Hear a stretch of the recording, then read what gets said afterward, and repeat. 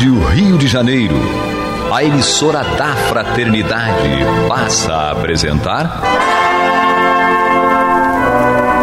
Luz na Penumbra, programa que leva ao seu coração a mensagem da doutrina espírita.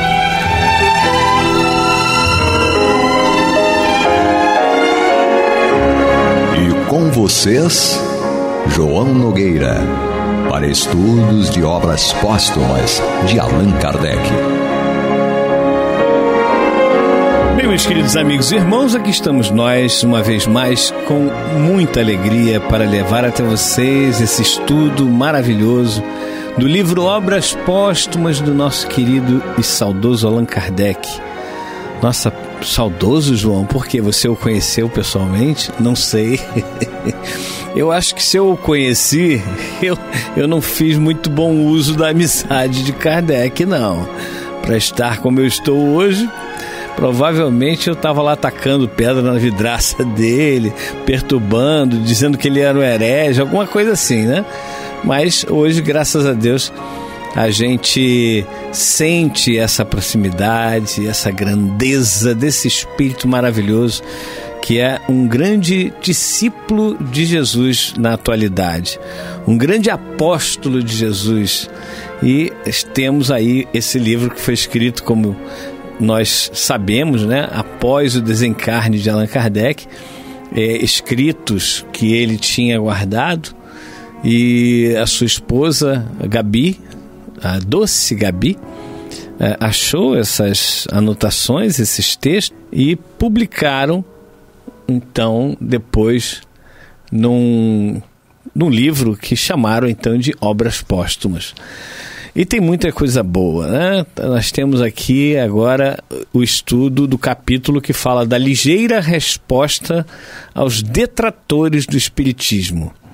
Continua então o texto, Kardec falando: nas lutas que precisou sustentar, os imparciais lhe testificaram a moderação. Ele nunca usou de represálias com seus adversários, nem respondeu com injúrias às injúrias. O Espiritismo é uma doutrina filosófica de efeitos religiosos, como qualquer filosofia espiritualista, pelo que forçosamente vai ter as bases fundamentais de todas as religiões: Deus, a alma e a vida futura. Mas não é uma religião constituída, visto que não tem culto, nem rito, nem templos, e que entre seus adeptos nenhum tomou, nem recebeu o título de sacerdote ou de sumo sacerdote. Estes qualificativos são de pura invenção da crítica. Olha aqui Kardec nos dizendo que o Espiritismo é uma filosofia ou uma doutrina filosófica de efeitos religiosos. O que ele está dizendo, e aí nós temos a Revista Espírita de 1862 e a Revista Espírita de 1868, corroborando com o que diz Allan Kardec aqui, que nós podemos até afirmar, como ele disse, nesses 2 anos da Revista Espírita, que a doutrina espírita, ou o Espiritismo, não é uma religião, mas o Espiritismo é religião. Qual é a diferença, João? Quando nós dizemos que o Espiritismo não é uma religião, nós queremos dizer que não é mais uma das religiões tradicionais. Não é mais uma que tem os seus rituais, tem os seus todas as formas de culto que tem as religiões tradicionais, os ritos, os templos, né? Então, e a gente não tem títulos. Nós nos chamamos de confrades, né? Confrades são aqueles que comungam dos mesmos pensamentos filosófico-religiosos. Mas nós somos irmãos, nós somos companheiros de jornada. Agora, quando a gente vê que as pessoas tomam títulos, pode ter certeza que ali não está o Espiritismo. Quando as pessoas têm os rituais, pode ter certeza que ali não está o verdadeiro Espiritismo. Pode ter o estudo do Espiritismo, pode ter muita boa vontade, muito amor envolvido, mas a gente tem que separar palavra espiritismo de tudo isso que não faz parte da verdadeira doutrina espírita. Então a maioria dos centros espíritas não é espírita. Não foi isso que eu disse. Foi que nós podemos ter o espiritismo sendo estudado, sim, e quando eu falo de espiritismo, quando eu falo de doutrina espírita, eu estou falando de obra kardeciana. Outros livros, como já dissemos em vários momentos, podem ou não auxiliar no entendimento da obra kardeciana, da base que é a obra de Kardec, a codificação kardeciana. Mas tem alguns livros que são deturpações disso. E eu não vou aqui citar. Quando você pegar um livro que não seja da obra básica do Espiritismo, verifique se aquela obra está condizente com a obra de Kardec. Às vezes é difícil, porque as pessoas não querem ter trabalho. Quando a gente estuda, a gente tem trabalho, sim. Mas é magnífico estudar, porque você... É como se você montasse um quebra-cabeça gigantesco e que a cada momento que você consegue encaixar uma pecinha nesse quebra-cabeça, vem uma felicidade imensa e transborda do nosso peito, do nosso coração. E então, quando a gente vai estudando, vai dando trabalho, mas vai sendo muito prazeroso, porque as coisas vão se encaixando e vão respondendo as perguntas dentro de nós. Quantas vezes a gente lê lá o que é o Espiritismo, o Livro dos Espíritos, o Livro dos Médiuns e por aí vai, né? E a gente se depara com coisas novas. Mas eu já li esse livro, já estudei esse livro várias vezes. Então por que eu estou achando que é novo? Porque nós vamos amadurecendo com o tempo. Nós vamos tendo as experiências das nossas vidas. E aí, quando nós repassamos uma leitura, como a leitura do Livro dos Espíritos, por exemplo, é um momento diferente. Nós temos momentos diferentes. Hoje eu tenho a maturidade X. Amanhã eu terei a maturidade Y, depois a maturidade Z, depois outras e outras e outras e outras.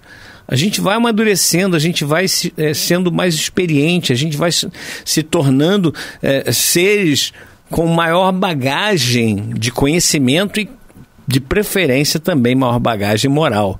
Isso é que é fundamental.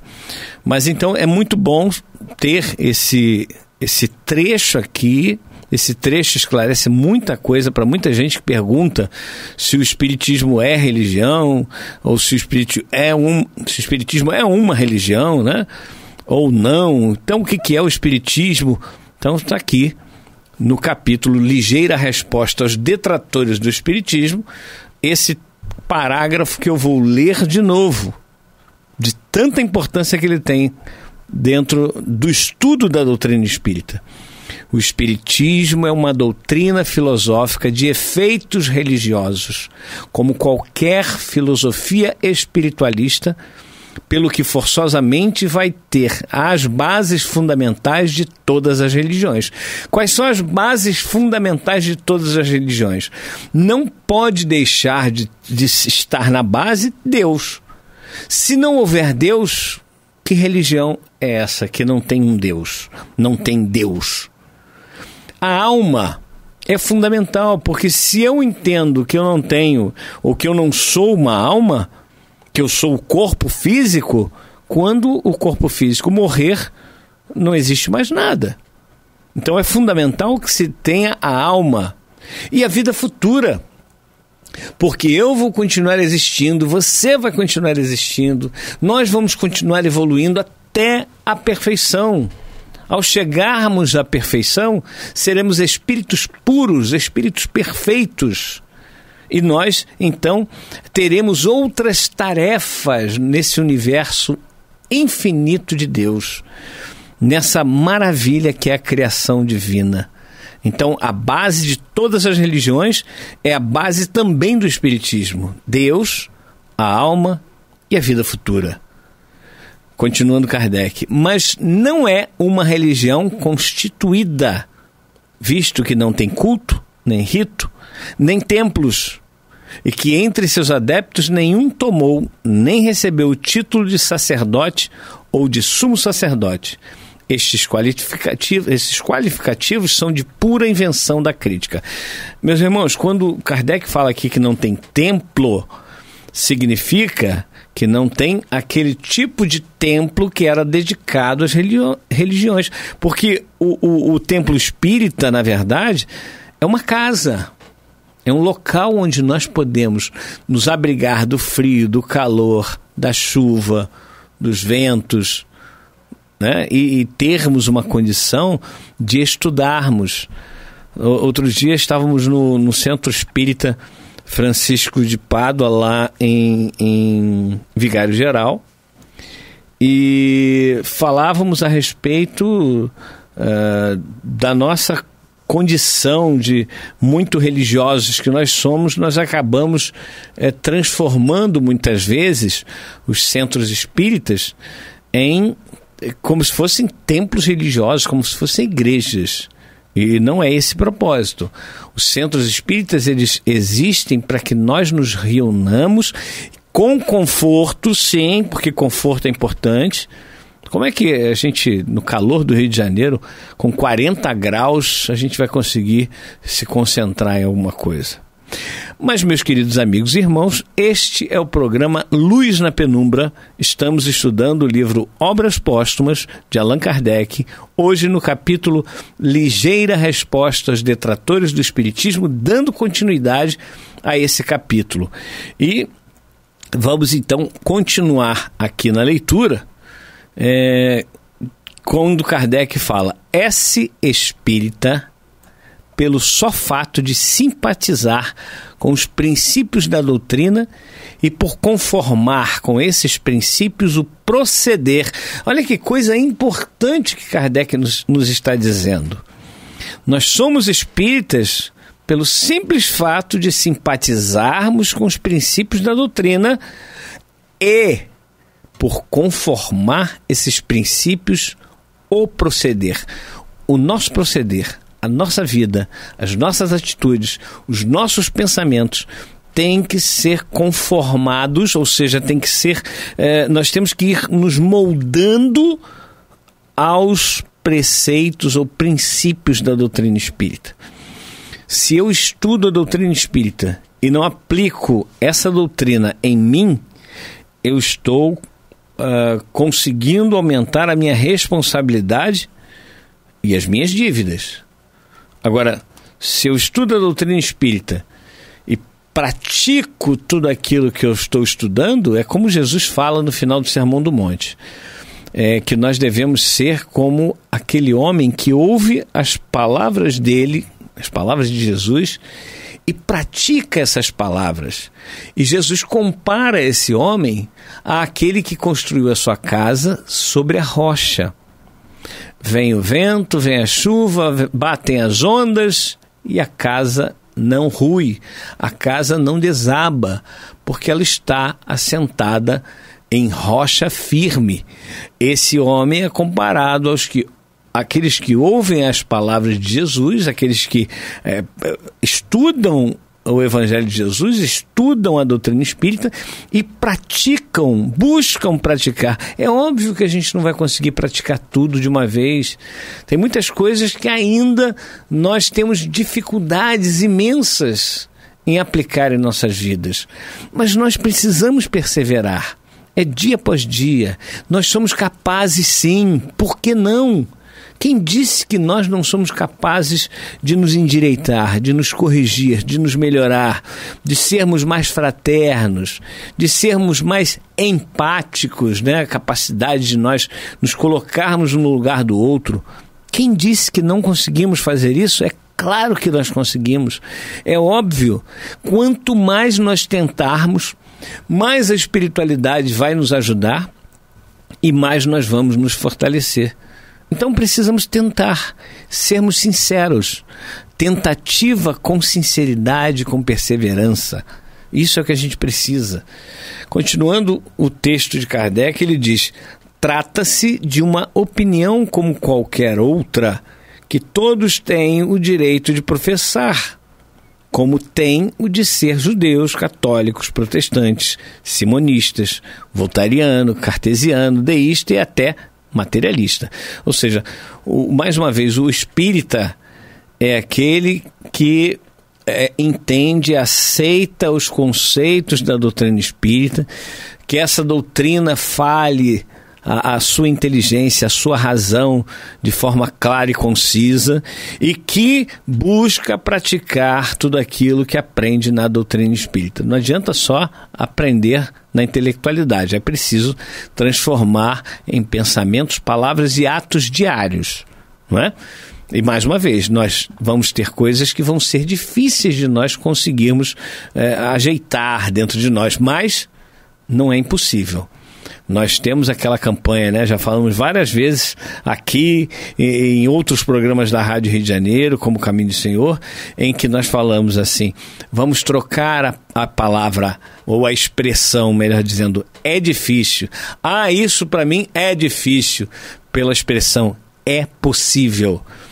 Eu consigo, você consegue, nós conseguimos. Se nós não colocarmos isso na nossa mente, né, insistirmos em afirmar para nós mesmos que é possível praticarmos a doutrina espírita em todos os seus pontos, em toda a minha vida, em toda a sua vida.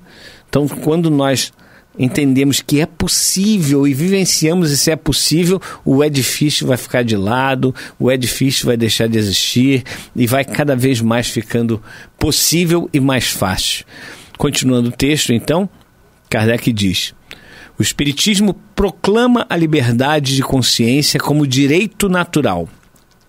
Reclama para os seus adeptos do mesmo modo que para toda a gente. Respeita todas as convicções sinceras e faz questão da reciprocidade. Isso aqui é respeito aos pensamentos, às ideias, é respeito às limitações que todos nós temos. Muitas vezes chega para nós aquelas comunicações, aquelas mensagens dizendo: olha, você está equivocado nisso aí que você está dizendo. Tudo bem. A gente tem que olhar e pensar assim, será que eu estou equivocado mesmo? E tentar descobrir se é um erro ou se não é um erro. Agora, infelizmente, quando você pensa diferente de outra pessoa, a pessoa, principalmente nos tempos que nós estamos vivendo, de polarização política bem grande, né?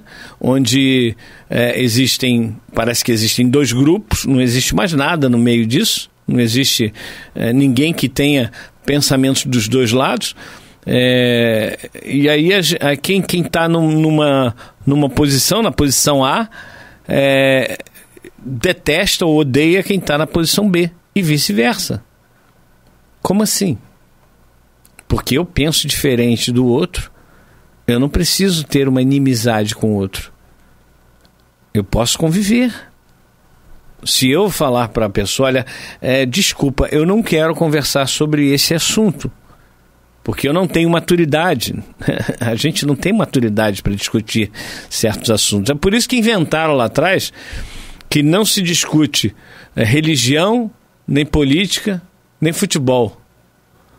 E eu digo, tirando o futebol, que eu prefiro não discutir, por razões óbvias da minha cruz de Malta, né, Pablo? Mas religião e política deve sim se discutir. Agora, existem os fóruns adequados. Dentro de uma comunidade religiosa, discute-se a religião e discute-se a política do ser humano, não a política partidária. Porque essa aí não é divina, desculpem. É meramente humana. Porque nós ainda não entendemos o que é verdade, não entendemos qual é o certo, qual é o errado.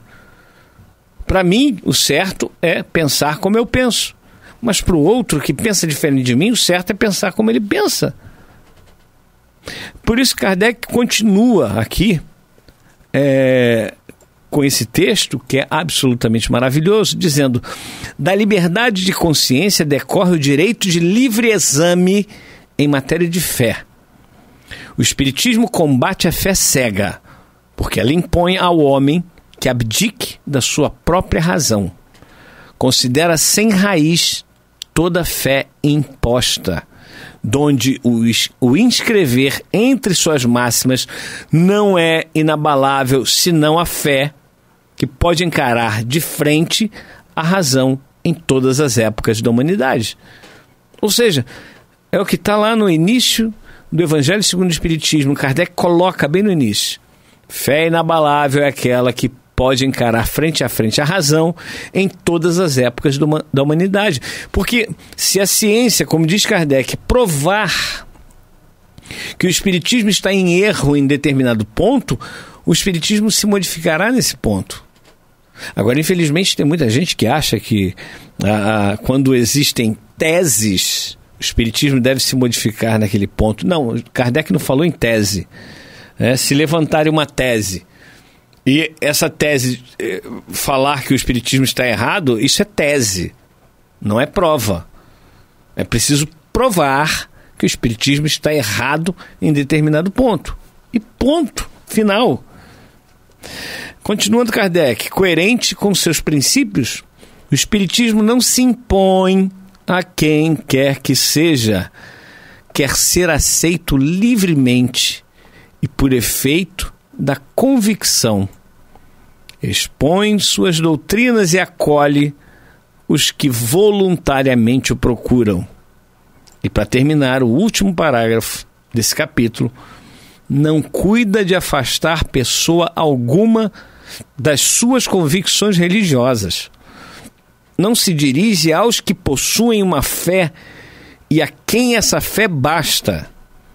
Dirige-se aos que, insatisfeitos com o que se lhes dá, pedem alguma coisa melhor. Olha que respeito ao próximo, respeito ao pensamento divergente, respeito à maturidade diferente que cada um de nós tem, respeito ao livre pensar. Tem um grupo de pessoas que diz: eu não sou religioso, eu sou livre pensador. Ora, é isso que o Espiritismo defende. Sermos livres pensadores e não sermos aqueles que vão pura e simplesmente aceitar tudo de bom grado. Não, nós não aceitamos tudo de bom grado. Nós analisamos, nós raciocinamos, nós colocamos em questão, em teste. Nós vamos lá, tentamos ir a fundo em todas as questões para perceber se nós estamos com a razão ou se não estamos com a razão. E se nós estamos errados, equivocados, por que não dizer: eu estava errado? Desculpe por eu ter enfaticamente defendido o meu ponto de vista, mas é assim que eu penso. Nós precisamos defender os nossos pontos de vista, mas não com brigas, não com discórdias, não com desequilíbrios, mas sim com equilíbrio, com a calma, com a razão, com tudo isso junto, e nós cresceremos muito mais, com toda a certeza. Meus irmãos, estamos chegando ao final do nosso programa de hoje, programa que foi muito gostoso para mim, espero que tenha sido para vocês, e estão pedindo que a Paloma volte, e a Paloma vai voltar. Agora eu estou me organizando para fazer melhor as gravações em Petrópolis. Vem aí a segunda parte do programa Luz na Penumbra, com Antônio de Pádua e Marta Batista, estudando o Evangelho segundo o Espiritismo. Até a próxima, se Deus assim permitir. Você está ouvindo o programa Luz na Penumbra.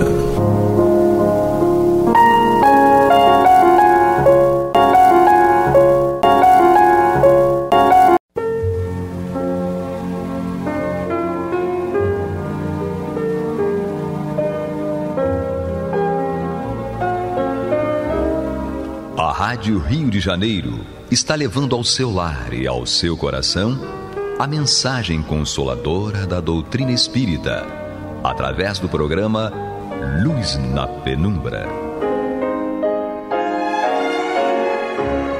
E agora com vocês, Antônio de Pádua Barbosa e Marta Batista. Boa noite. noite, meus amigos. Estamos aqui de volta ao programa Luz na Penumbra, no qual nós vamos fazer comentários a respeito do livro Evangelho segundo o Espiritismo e Allan Kardec.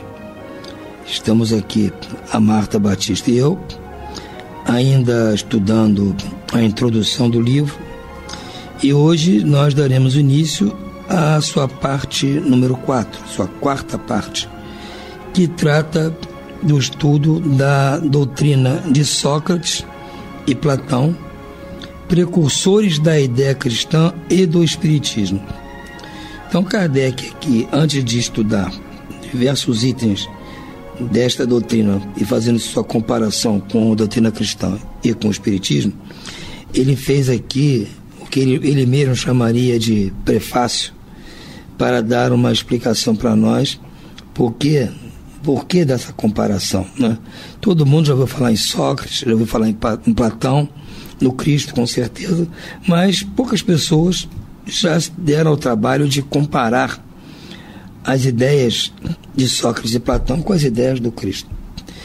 Então, nós, Marta e eu, hoje vamos estudar essa introdução aqui, que eu acho que é a base principal de onde a gente vai alicerçar os comentários mais adiante nos outros programas dessa comparação.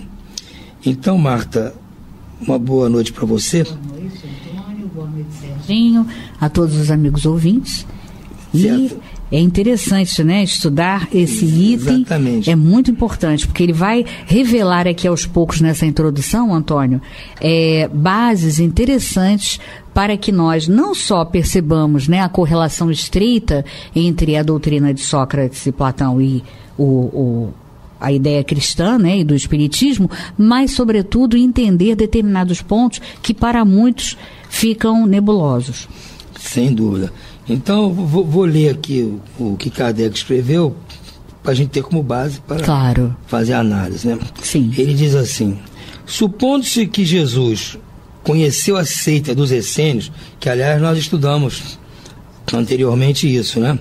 Seria errado concluir-se que foi dela que ele tirou a sua doutrina, e que, se tivesse vivido em outro meio, teria professado outros princípios.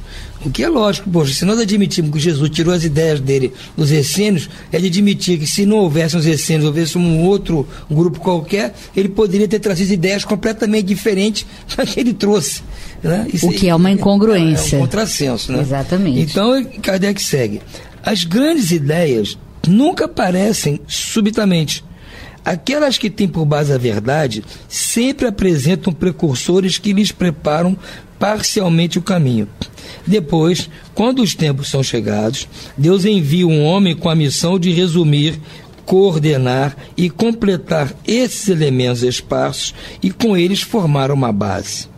Desta maneira, não chegando bruscamente, ela encontra, ao aparecer, espíritos inteiramente dispostos a aceitá-la. Assim ocorreu com a ideia cristã, que foi pressentida muitos séculos antes de Jesus e dos essênios, e da qual Sócrates e Platão foram os principais precursores.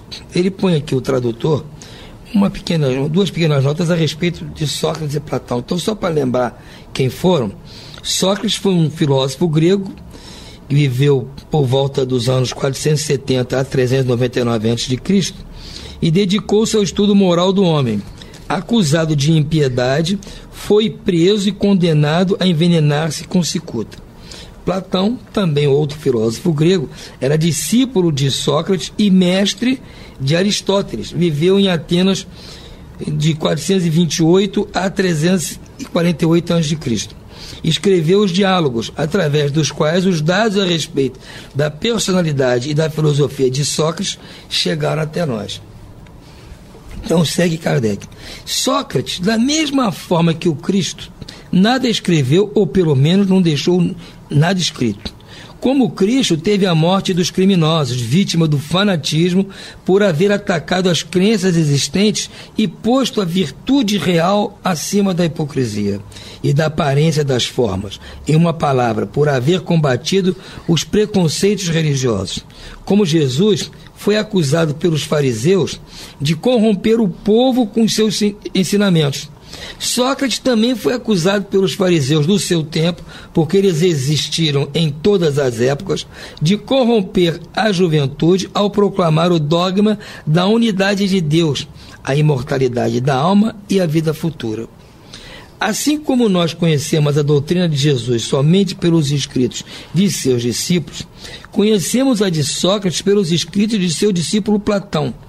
Cremos que será útil resumir aqui os pontos mais importantes da doutrina socrática para demonstrar a sua concordância com os princípios do cristianismo. Aqueles que olharem esse paralelo como uma profanação e considerarem que não pode haver semelhança entre a doutrina de um pagão e a do Cristo, responderemos que a doutrina de Sócrates não era pagã, porquanto ela possuía como objetivo combater o paganismo, que a doutrina de Jesus, mais completa e mais depurada que a de Sócrates, nada tem a perder com a comparação, que a grandeza da missão divina do Cristo não poderia ser diminuída e que a história não pode ser sufocada. O homem chegou a um ponto em que a luz sai por si mesma de debaixo do alqueire, e ele está pronto para olhá-la de frente. Tanto pior para aqueles que não ousarem abrir os olhos. É chegado o tempo de encarar as coisas amplamente, do alto, e não sob o ponto de vista mesquinho e estreito dos interesses de seitas e castas. Por outro lado, estas citações provarão que, se Sócrates e Platão pressentiram a ideia cristã, encontra-se igualmente na sua doutrina os princípios fundamentais do Espiritismo. Então, o que a gente poderia dizer depois desse texto de Kardec? É fantástico, né? Estamos de acordo, porque é claro que qualquer ensinamento, quando vem com a verdade, ele não pode chegar de sopetão. A espiritualidade vai providenciando a preparação do terreno, até para que, quando realmente vier quem tem que vir trazer aquele ensinamento, a coisa já esteja mais ou menos encaminhada, já não seja assim tão chocante as ideias, porque são ideias inovadoras, assim como deu-se com o cristianismo, a doutrina cristã, que foi uma doutrina revolucionária se compararmos com os ensinamentos da época, mesmo se compararmos com o ensinamento judaico, que é a base do cristianismo, tem diferenças fundamentais entre o que Jesus pregava e o que pregava a seita mosaica, ou de Abraão, ou dos profetas. Apesar de ser quase a mesma coisa, como o Cristo mesmo disse, que não veio derrogar aquelas leis, mas há uma diferença fundamental, porque a doutrina do Cristo é baseada no perdão e no amor. E é uma coisa que a gente precisa estar atento, né, Antônio? Porque geralmente, via de regra, é motivo de dificuldade de entendimento entre a maior parte dos religiosos, é que quando Jesus disse que não veio derrogar as leis, ele dizia que não vinha para derrogar as leis divinas. Ou seja, aqueles mandamentos que foram estabelecidos. Agora, quanto às leis mosaicas, essas sim, ele vinha para derrogá-las. Ou seja, porque eram leis humanas e eram leis que foram permitidas a Moisés criá-las porque era necessário para segurar, né, aquela população espiritual da época. Então, evidente que eram leis plausíveis, né, leis bastante coercitivas, e eram totalmente plausíveis para aquela época, para aquele contexto. Agora, à medida que o tempo ia passando, né, eles sabiam que era necessário para segurar o alto nível de belicosidade daqueles espíritos, mas que também, à medida que fosse se aproximando a época do Cristo chegar aqui, seria necessário que tudo isso fosse se arrefecendo, né? Mas era esse um dos grandes pontos, né, que Jesus, nos seus 33 anos de messianato, embora haja historicamente controvérsias sobre isso, mas 33 ou 30, de acordo, é que durante esse pequeno tempo em que Jesus espargiu suas leis, ele, na verdade, passou o tempo todo com dificuldades de lidar com aqueles que se apegavam, e nós até estudamos sobre isso na semana passada, né, nas notícias históricas, sobre os fariseus, os escribas, que queriam justamente se apegar na letra, né, e nos cultos exteriores, inclusive querendo, né, pregar algumas lições para o Mestre Jesus. Você veja bem, se nós temos como certo, aceita-se que o cristianismo, como você disse, as leis cristãs, que são leis de Deus, não são diferentes das leis mosaicas da lei de Deus. O que há de diferença é que Moisés, como você falou, teve que tomar certas medidas administrativas para que aquela sociedade pudesse conviver com uma certa harmonia. Então ele estabeleceu até penalidades para caso alguém infringisse até uma lei de Deus, né? Por exemplo, não matarás. Então, se alguém infringisse esse mandamento, matasse alguém, Moisés estabeleceu uma pena. Não cobiçarás a mulher do próximo. Se alguém infringisse essa lei divina, Moisés estabeleceu uma pena drástica para aquilo. A diferença do Cristo, principalmente, é o seguinte: ele não mudou a lei de não matarás, não mudou a lei de não cobiçarás. Sim, os mandamentos. Exatamente, né? Mas mudou, sim, as penas que a lei mosaica preconizava. Sim, ou seja, que eram leis. Não, vamos perdoar. Eram leis humanas. Exatamente, e temporais. Exatamente. As leis são as mesmas. Agora, vamos dizer assim, era um código penal. O entendimento da lei, quer dizer, era um código penal para a época. Para quem infringisse a lei, foi a principal diferença do ensinamento do Cristo. Ele disse que nós tínhamos que ouviste o que foi dito, né? Amarás o teu próximo e tal. Eu, porém, vos digo, ameis também os vossos inimigos. Isso. Então ele mandava fazer coisas que a lei mosaica não teve como fazer na época. Naquela época que Moisés veio, ele não tinha condições de pregar, apesar de que eu tenho certeza que no fundo Moisés já devia, ele mesmo, até ter esses entendimentos. Pelo menos espiritualmente falando, Moisés, na espiritualidade, já devia ter um entendimento disso. Mas ele aqui, encarnado, fazendo aquele povo ficar 40 anos no deserto para montar uma nação, ele podia pedir que eles fossem perdoar uns aos outros. Depois de 400 anos do cativeiro do Egito, é complicado se convencê-los a amar os egípcios. Então ele não havia ainda amadurecimento intelecto-moral. Clima para isso. Então ele veio. Então Jesus, o cristianismo também tem sua raiz no mosaísmo, porque é a mesma fonte, a fonte divina. Agora, as circunstâncias da época é que mudaram o entendimento. Moisés entendeu de que tinha que ter aquelas leis temporais para administrar a sociedade, e o Cristo veio dizer, não, isso aí não é tão necessário assim. Agora, agora é um Deus de amor, é um pai, ele chamava de pai. Então, é um outro entendimento, porque já havia um clima diferente. E talvez por que já havia um clima diferente quando o Cristo veio? Porque talvez 500 anos antes, esteve Sócrates tentando implantar uma filosofia semelhante. Talvez essa pregação de Sócrates e Platão facilitou o trabalho de Paulo. Lógico. Porque Paulo não foi o apóstolo dos gentios, não saiu pelas colônias gregas e romanas pregando. O Paulo não pregou quase na Palestina, onde ele nasceu, onde começou o cristianismo. Ele saiu pregando na Grécia, na Turquia, não é? Onde hoje em dia é a Croácia, a antiga Iugoslávia, na própria Itália antiga, que é a Roma. Isso. Ele pregou para esses povos. Esses povos, talvez, algumas pessoas lá, apesar de estarem ainda praticando o paganismo, já deviam ter ouvido falar que houve um profeta aqui, um filósofo há 500 anos que falava alguma coisa. Vem esse Paulo e fala alguma coisa parecida com que eu concordo. Então já estava o terreno preparado. Porque na verdade esses eram nada mais quem? Eram aqueles mesmos espíritos, só que reencarnados. Então fica sempre, né, uma ideia intuitiva, né, de que já conhece aquela ideia. Então, quando nós achamos familiar, é porque a gente já entrou em contato com aquele tipo de informação.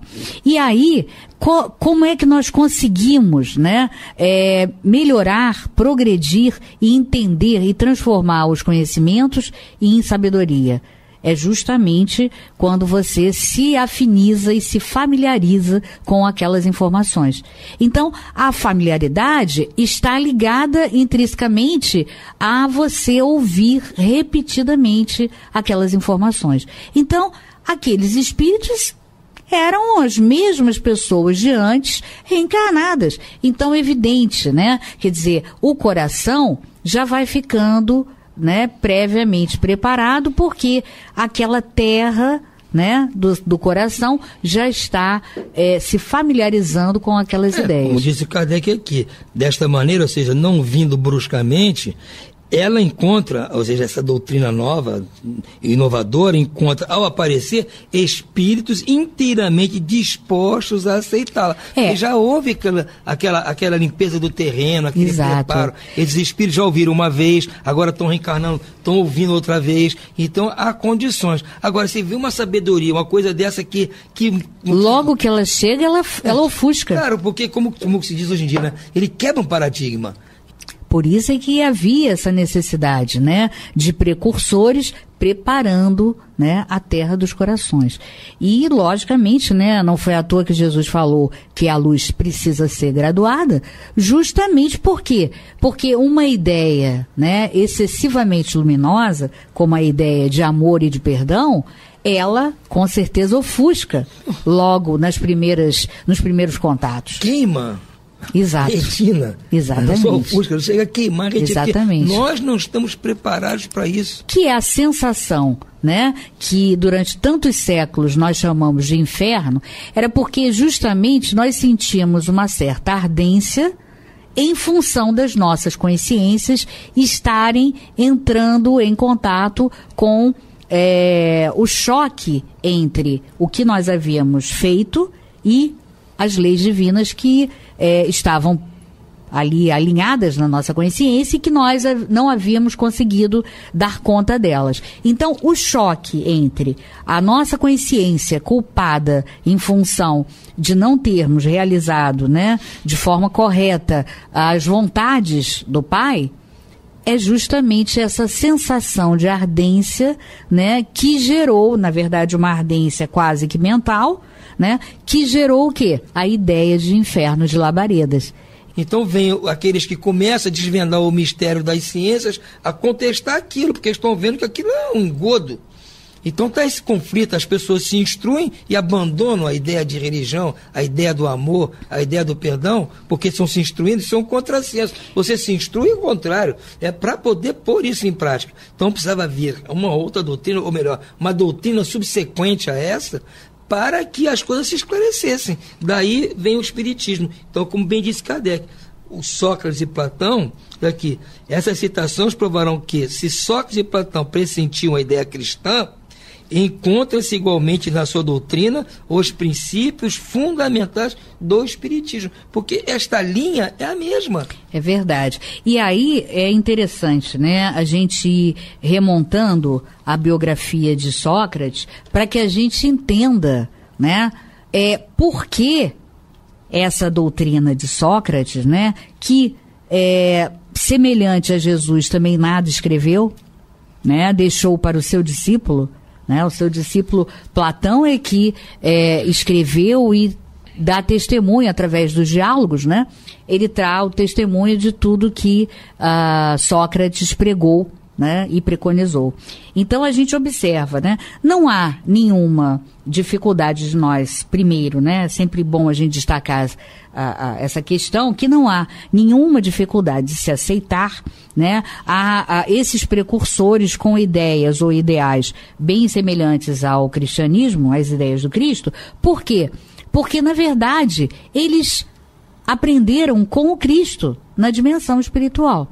Então, quando eles descem e reencarnam, né, que eles mergulham na matéria, eles vão trazer de uma forma intuitiva, e aí, quanto mais evoluído for o espírito, melhor se lembrará, né, com mais detalhes se lembrará daquilo que aprendeu na dimensão espiritual. E aí a gente já pode também começar a tentar inferir quem é Sócrates, né? Então foi aquele que Kardec destacou para colocar na introdução como sendo a doutrina mais próxima do cristianismo e da doutrina espírita. Então, isso já é um bom indício, né? Segundo, a gente sabe que Sócrates, quando ele foi chamado, né, foi considerado o homem mais sábio pelo oráculo de Delfos, o que ele falou? Só sei que nada sei. Então, representando, administrando aí uma humildade, né? Não modéstia, mas sim humildade, que é característica de espíritos superiores, né? Depois houve, né? A gente percebe que ele era um homem que buscava a verdade, por isso, inclusive, ele cria aquele método, né? Maêutica, que era justamente fazer a verdade vir à luz. E usou esse nome, né, em homenagem à mãe, que era uma parteira, né? O nome da mãe dele era Fenarete, né? Então ela era uma parteira e ele então, né, criou esse método com esse nome, maêutica, justamente, que quer dizer vir à luz, quer dizer, a verdade vem à luz. E ele criou por quê? Porque ele queria justamente criar algo, né, que desse conta de vir e neutralizar aquelas ideias relativistas dos sofistas, né? E a gente sabia que os sofistas não tinham o interesse de trazer a verdade à luz, né? Era um interesse tão somente, por isso eles usavam relativismo, né? Tudo que eles percebiam que não era politicamente correto, que não ia ser bem visto, que ia trazer problemas políticos para eles, eles então faziam o quê? Eles deixavam aquilo de lado e usavam a ideia do relativismo, né? Sócrates também desagradou a muitos, porque ele, na verdade, rompeu com aquela ideia da filosofia da época, né, que buscavam sempre a filosofia para entender a physis, né, ou seja, a vida de uma forma mais natural, enquanto que Sócrates percebeu a importância de trabalhar a moral individual, né, do homem e buscar a verdadeira filosofia, ou seja, trabalhando o conhecer-se a si mesmo, que ele dizia que sem isso, se o homem não se conhecesse, não soubesse das suas limitações, ele jamais poderia atingir um nível profundo filosófico, né? Então, ele era popular, claro, né? Porque uma pessoa que tem um contrato, digamos assim, um pacto, né, com a verdade, agrada aos jovens. E ele, logicamente, agradava aos jovens.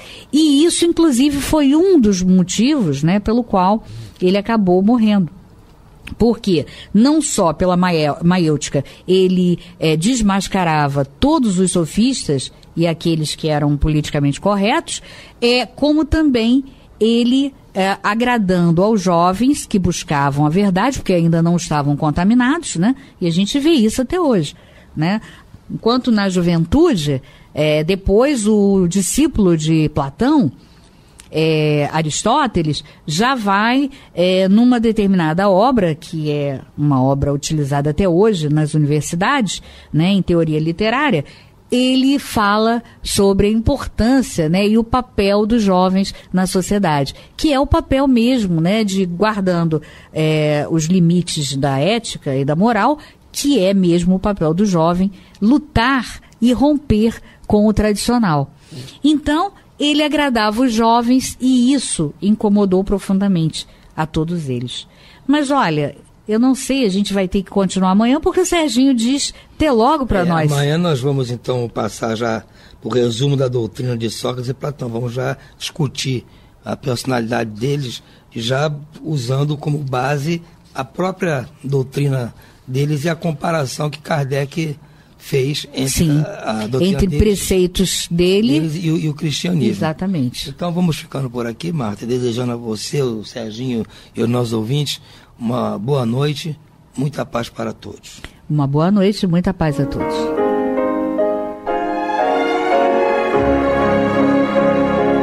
E vamos ouvir agora a prece de encerramento de nosso programa, na voz de Geraldo de Aquino.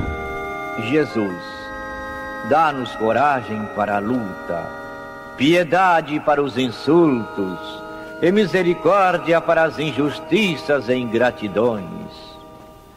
Limpa nossa alma de inveja e ambições mesquinhas, de ódio e de vingança o nosso caminho. E que dentro em pouco, ao recolher-nos de novo ao calor do nosso leito, para que o sono nos dê a paz e o esquecimento das tristezas humanas, possamos sentir, Senhor, no mais íntimo de nosso ser, a doçura indefinível do Teu amor e a grandeza incomparável da Tua divina presença. Que assim seja.